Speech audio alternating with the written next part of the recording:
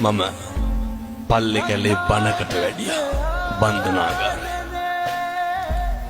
අවුරුදු 22ක විතර තරුණයෙක්.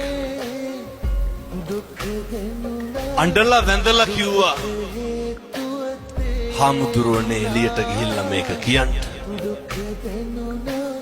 කියන්නලු කවදාවත් අනුන් හින්දා අපි කාට හරි ගැහුවොත් අනුන්ට ගහන්නේ නේ. විඳවන්නේ කවුද? අපි පුරුදු වෙන්නලු එක විනාඩියක් ඉවසන්න. බන්ධනාගාර අධිකාරිවරයෙක් ලිපියක් ලියනවා. මරණ දඬුවමට උරුමකම් කියන හිරකාරයෝ 100ක් කරගෙන අහන්නේ හේතුව විදිහට මොකක්ද කියන්නේ? මහත්තයෝ එක විනාඩියක් ඉවසපු නැති එක. එක විනාඩියක් ඉවසුවා නම් මොකද වෙන්නේ? පිහියෙන් අනි වෙඩි තියයි බෙල්ල කපයි නෑ. අම්මේ තාත්තේ පුරුදු වෙන්න මේ එකක්වත් අපිට ඕන විදිහට වෙන්නේ නෑ. බුදුරු කොහොමද පැහැදිලි කරේ? අචින්තිතම්පි භවති චින්තිතම්පි විනස්සති. මේ ලෝකේ කවදාවත් හිතන දේ වෙන්නේ නෑ. වෙන දේ හිතා ගන්නත් බෑ. එහෙම නෙමෙයි. ඔක අපි දන්නවනේ. මොකක්ද අපි කියලා මේ ලෝකෙ වෙන්නේ? මේක හැම එකක්ම වෙනස් වෙනවා. නැත්ද? මොකක්ද වෙනස් වෙන්නේ නැත්තේ?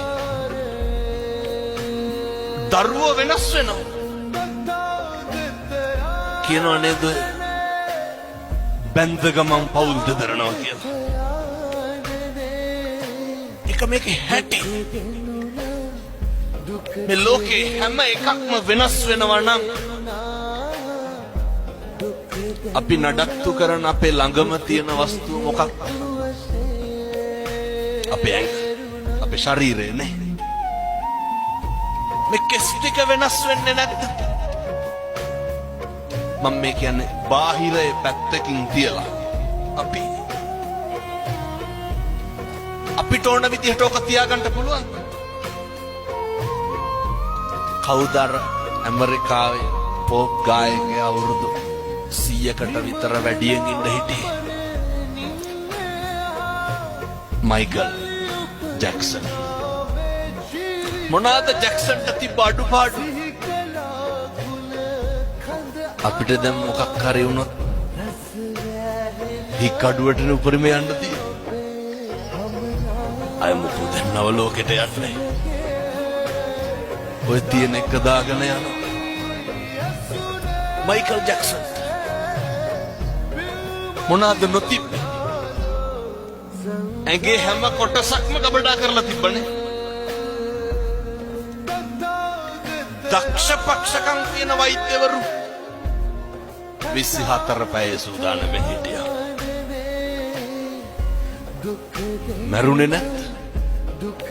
අපි ගැන කවර කතාවද? කොරෝනා තිබ්බනේ. මහරජා මරුනේ නැත්. මොකද සල්ලි නැතු. මංගල සමරවීර මහත්තයා දඩබ්බර සල්ලිකාරයෝ මරුනේ නැත්. ගම්වල අපිට තිබ්බේ දෙතුන් පාර හොදපු මාස්ක් එක විතරයි.